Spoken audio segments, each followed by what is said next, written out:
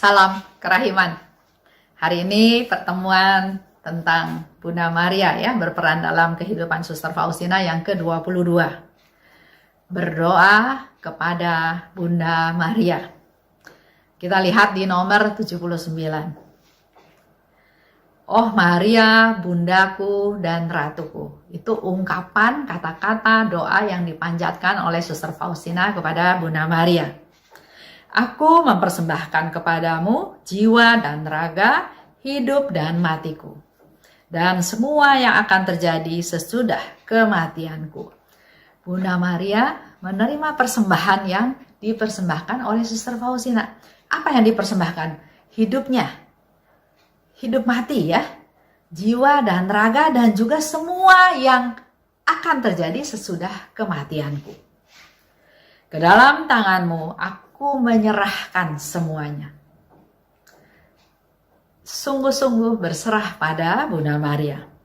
Oh bundaku, naungi jiwaku dengan mantel sucimu. Mohon bagiku rahmat kesucian jiwa, hati, dan raga. Jadi dalam hal ini, Suster Faustina berdoa, berkata-kata kepada Bunda Maria, mohon bantuan dari Bunda Maria untuk mohon kepada Tuhan supaya Suster Faustina diberi rahmat kesucian. Kesucian jiwa, hati, dan raga. Semakin banyak yang berdoa untuk kita, untuk mohon rahmat dari Tuhan, pasti akan semakin baik ya. Sehingga ada doa syafaat, ada doa bersama-sama, ada doa serempak, ada doa massal. Itu dengan harapan kita berdoa agar apa yang kita harapkan, kita doakan membumbung sampai kepada Tuhan. Dengan kekuatanmu, lindungilah aku terhadap semua musuh. Ini juga dikatakan oleh Suster Faustina kepada Bunda Maria. Bunda, dengan kekuatanmu, lindungi aku. Karena Bunda Maria itu punya kuasa, punya rahmat yang luar biasa. Dia sebagai ibunya Tuhan.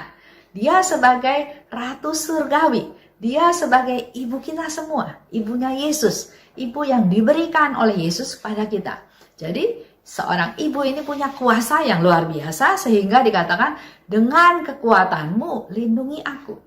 Kita tahu peristiwa di Kana ya. Dengan kepedulian Bunda Maria, dia peka, dia tahu apa yang menjadi kebutuhan dari yang mengadakan pesta tersebut, maka Bunda Maria bertindak.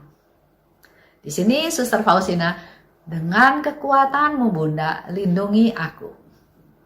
Dari mana? Dari semua musuh, khususnya mereka yang menyembunyikan kejahatan di balik topeng keutamaan. Kalau saya juga ya, kalau ketemu sama orang yang blak-blakan, dia nggak suka bilang nggak suka, dia marah dia bilang marah, saya tahu. Tapi kalau orang itu pakai topeng, apalagi di sini dikatakan pakai topeng keutamaan, kita nggak bisa tahu kadang-kadang. Dia nggak suka, bilangnya suka. Dia nggak setuju, bilangnya setuju. Itu yang menurut saya menyusahkan ya. Tapi di sini Suster Faustina katakan, lindungi aku khususnya dari mereka yang menyembunyikan kejahatan di balik topeng keutamaan. Oh bundaku, bagiku engkau adalah suatu cermin. Ini juga semacam suatu niat dari Suster Faustina. Dengan dia melihat Bunda Maria, seharusnya saya pun bisa meneladan Bunda Maria. Sehingga dikatakan, engkau bagiku adalah suatu cermin. 315. Suster Faustina katakan lagi, ya Maria Bunda Allah, jiwamu tenggelam dalam samudera kepahitan. Pandanglah aku anakmu, ajarlah aku menderita, serta tetap menunjukkan cinta di saat menderita. Suster Faustina tahu apa yang menjadi penderitaannya Bunda Maria. Dan di situ Suster Faustina katakan, pandanglah aku anakmu, dan ajarlah aku juga untuk bisa menderita seperti engkau. Tapi dalam penderitaan itu, ajar aku juga untuk tetap bisa menunjukkan cinta di saat menderita. Kalau kita lagi sukacita, kita lagi bergembira, sangat mudah untuk mengungkapkan rasa kasih kita, rasa cinta kita ya. Tapi kalau kita sedang menderita, boro-boro pikirin orang lain, sendiri aja udah susah, nggak bisa mikir lagi yang lain. Tapi di sini Suster Faustina minta kepada Bunda Maria untuk mengajar dia. Jadi walaupun dia menderita, dia tetap mau bisa menunjukkan cinta. Kuatkanlah jiwaku, jangan sampai dipatahkan oleh penderitaan. Ini pun bisa menjadi doa kita semua kepada Bunda Maria. Bunda, kuatkan aku. Jangan sampai aku putus asa. Jangan sampai aku patah semangat. Jangan sampai aku gagal. Gara-gara aku menghadapi penderitaan. Bunda Rahmat, ajarlah aku hidup bersatu dengan Allah. 844. Ini juga percakapan Bunda Maria dengan Suster Faustina ya. Di situ Suster Faustina katakan, "Oh, perawan murni. Hari ini engkau menempuh perjalanan jauh. Demikian juga aku." Jadi pada waktu itu Suster Faustina sedang dalam perjalanan. Dijemput ya dari rumah sakit untuk kembali ke kongregasi. Di luar kota ya, jadi suatu perjalanan jauh. Dan waktu dia dalam perjalanan, dia melihat suatu tempat, dia ingat apa yang dialami oleh Bunda Maria juga dalam menempuh perjalanan jauh tersebut. Waktu itu Suster Faustina membayangkan Bethlehem. Langsung ingat Bunda Maria harus ikut sama Yosef. Karena waktu itu ada aturan cacah jiwa, harus kembali ke kota kelahiran, ke desa kelahirannya. Apa boleh buat? Waktunya terjadi pada waktu Maria ini sedang hamil, bahkan sedang hamil besar. Dia harus ikut aturan pemerintahnya, dia harus berjalan jauh pergi ke kota kelahiran dari Yosef untuk lakukan cacah jiwa. Sampai sana nggak ada hotel, nggak ada penginapan karena semua warga yang dari luar kota datang ke tempat itu. Otomatis dia nggak kebagian kamar di penginapan. Akhirnya dia harus melahirkan di kandang. Gambaran ini kembali diingat oleh Suster Faustina waktu dia melakukan perjalanan juga dari rumah sakit mau pulang ke kongregasinya. Dan dikatakan di situ, aku merasa perjalanan ini memiliki suatu makna. Oh perawan yang cemerlang, murni laksana kristal, yang sepenuhnya tenggelam dalam Allah. Aku mempersembahkan kehidupan batinku. Aturlah segala sesuatu supaya kehidupan rohaniku dapat menyenangkan putramu. Itu yang dimohon oleh Suster Faustina kepada Bunda Maria. Dia ingin diubah, dia ingin ditolong oleh Bunda Maria. Dengan kekuatan Bunda Maria, dia bisa belajar dari Bunda Maria dan bahkan dia berserah pada Bunda Maria. Bunda, aturlah aku supaya kehidupan rohaniku dapat menyenangkan putramu, Yesus Kristus. Jadi tujuan dari Suster Faustina adalah dia ingin supaya bisa dalam kehidupan batinnya, dalam kehidupan rohaninya, dia bisa menyenangkan Yesus. Dan itu bukan karena usaha dia sendiri. Dia justru mohon kepada Bunda Maria untuk menolong, membantu, mengatur agar dia bisa melakukan hal tersebut. Oh Bunda, betapa berkobar keinginanku agar engkau memberikan diriku pada bayi Yesus. Itu harapan dari Suster Faustina pada waktu masa Natal ya. Dia ingin supaya dia diberikan kepada bayi Yesus oleh Bunda Maria. 1469. Hari ini aku pergi mengaku dosa. Lewat imam, Yesus meneguhkan aku. Ini yang juga harus kita ingat ya. Jadi pergi mengaku dosa bukan kita lagi mau disidang. Dosanya apa dibacain semuanya terus ketok palu 3 kali dihukum. Hukum ini, hukum ini, hukum ini. Bukan ya. Terima sakramen tobat, pengakuan pertama dalam melakukan sakramen tobat adalah bahwa saya tahu Allah Maha Rahim. Sebesar apapun dosa saya tahu Tuhan akan ampuni saya. Ini iman kita yang pertama. Kita datang memang menerima sakramen tobat untuk menunjukkan bahwa memang kita tidak berdaya, kita jatuh, kita lalai, kita lemah, dan kita butuh kekuatan. Oleh sebab itu kita datang pada Tuhan, menyerahkan semua kelemahan kita, dan sekaligus Tuhan akan memberikan kekuatan-kekuatan rahmat-rahmat baru, supaya makin hari hidup kita akan menjadi makin lebih baik. Setelah selesai menerima sakramen tobat, Suster Faustina katakan, "Oh bundaku gereja Allah, engkau sungguh seorang ibu sejati yang memahami anak-anaknya." Jadi setelah mengaku dosa, dia langsung berhubungan lagi dengan ibunya, dengan bundanya. Lapor ya, seolah-olah lapor, "Bunda, saya sudah menerima sakramen tobat dan saya tahu engkau seorang ibu yang sejati, yang memahami keadaan anak-anaknya." Nah, kalau kita lihat di 1306, itu bicara khusus tentang kerendahan hati. "Oh perawan yang paling murni, tapi yang paling rendah hati, tolonglah aku mencapai kerendahan hati yang mendalam." Kerendahan hati itu ada grade-nya ya. Kalau kita baca di diary ada tingkat 1, tingkat 2, tingkat 3. Bahkan di situ dikatakan waktu itu Suster Faustina baru di tingkat 2. "Kini aku mengerti mengapa jumlah orang saleh tidak banyak. Karena begitu sedikitnya jiwa yang rendah hati." Ini menjadi satu pengetahuan buat kita semua ya, bahwa yang rendah hati itu sedikit. Kita mau rendah hati, tapi begitu sampai tersinggung titik tertentu, wah, egonya keluar lagi, sayanya keluar lagi, maka kerendahan hati itu ternyata menurut Suster Faustina enggak banyak.